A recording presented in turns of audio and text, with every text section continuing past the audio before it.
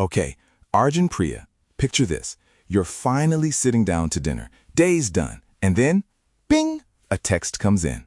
It's family, and they need a significant chunk of money, like by Friday. I can feel the knot forming in my stomach just hearing that. That's a classic tension builder right there. Exactly. And for many couples, that message is an instant argument detonator. The defensive posture comes out, the frustration bubbles up. Yeah, been there. My budget brain immediately goes into overdrive, and sometimes I don't always lead with my most empathetic self, let's just say. Right? But what if instead your partner just puts the phone down, says bad news, and you don't jump to the budget? You just ask, what's the first thing you feel? Whoa, that's a whole different ballgame. That's not just luck, is it? That's like actual skill. It's totally skill, Priya. We're talking about the unseen emotional currency of a strong marriage. These aren't innate traits. They're skills, learnable, like learning a language. I love that, because I think so often we just expect marriage to work if the match is right, but you still have to do the work. Absolutely. And the first one? It's naming the current before you speak. Instead of reacting to the event, pause, identify your own emotion. So if my partner drops that bomb about the money, instead of me saying, "Are you kidding me again?" I take a breath and think, okay, I feel overwhelmed and a little disrespected right now. Precisely. Like our architect friend Vikram. His fiancée mentions an expensive gift. Old Vikram would get defensive. New Vikram says, hearing that number makes me feel anxious. It's not about the gift.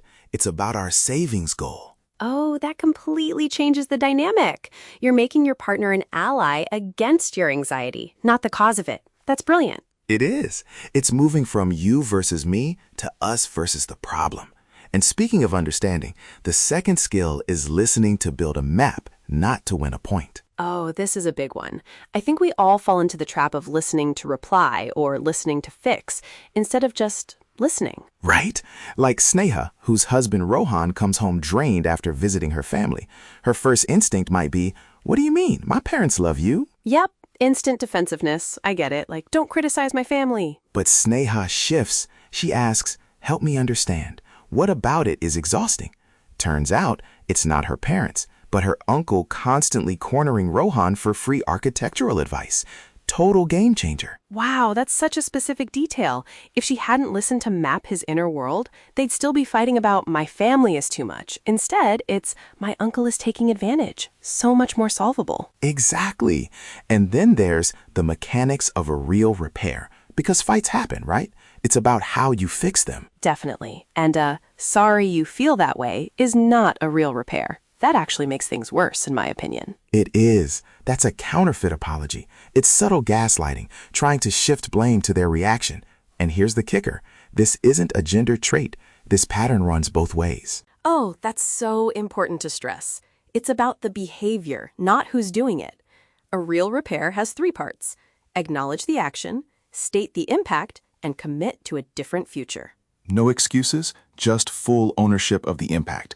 I was wrong to make that joke about your career. It was dismissive, and I won't do it again. That's powerful. It builds trust because it shows you're actually listening and learning. So what if your partner isn't on board with all this? That's a critical diagnostic moment. An unskilled partner might be clumsy at first, but will show curiosity. An unwilling partner will treat your vulnerability as weakness. That's a policy, not a mistake. A policy. That's a tough truth, but an important distinction.